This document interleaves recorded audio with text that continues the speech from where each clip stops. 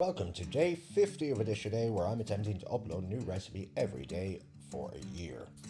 It is really hard to beat steak, chips and pepper sauce in my mind. It is good, clean food and it's unapologetically simple. Very few ingredients, cooked very well, telling a story. Now, we're going to start by prepping our chips. This can be done in advance. In fact, I would advise you do it in advance, as we are going to be letting our chips air dry to get them as crispy as possible. I'm choosing to go with Mars Pipers as I find they're the best for chipping, but you're looking for a floury potato. This just means that it has more starch, less water, and when it cooks, it's going to go golden crispy on the outside, but stay really nice and fluffy on the inside. I'm choosing to go skin on because I'm a lazy bastard, but I do like the texture and there's a lot of nutrients in the skin. I cut my chips quite chunky and I don't really concern myself too much with them looking too pretty. I've just given these 1 or 2 rinses just to wash off any excess starch on the outside of the chip. This stops them from sticking together and it helps them get extra crispy.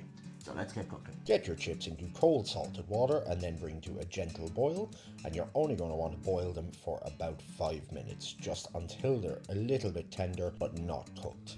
These are good to get in for the first fry now, but if you don't have the time or if you're prepping them early, they can go in the fridge and wait until they're needed. While they're chilling out, let's start the prep for a pepper sauce. Finally dice a shallot and grate 2 cloves of garlic. Just going to crush about 2 tablespoons of whole black peppercorns. This is something that you are going to want to do fresh. A very large part of the flavour of a peppercorn sauce really does rely with it being fresh pepper. Give that a bash in a mortar and pestle, but avoid turning it into a powder. Now we're going to get onto the first fry of our chips. We want to fry them at oil that's at about 140 degrees C, and we want to fry them till they're fully cooked but have not taken on any colour. Remove them to a tray and let your oil get to about 190 to 200 degrees C and fry them for the last time.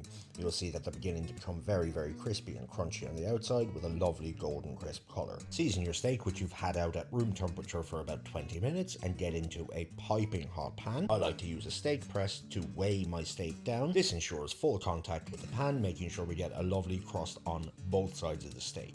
And cook your steak as you like it. Don't let anybody tell you you're doing it wrong. Set your steak aside to rest, and into the same pan go with your butter, shallots, garlic, your peppercorns and your beef stock. Let that simmer for a few minutes, taking all of the fond off from the bottom of the pan before adding your cream and simmering till it's lovely, thick and rich. Season your chips, get them on a plate, add steak with optional salad of rocket with balsamic dressing, add your pepper sauce and dig in. And as much as I love steak, pepper sauce and chips is definitely my weakness. Don't forget to drop me a follow if you like my content, and I'll catch you on the next one.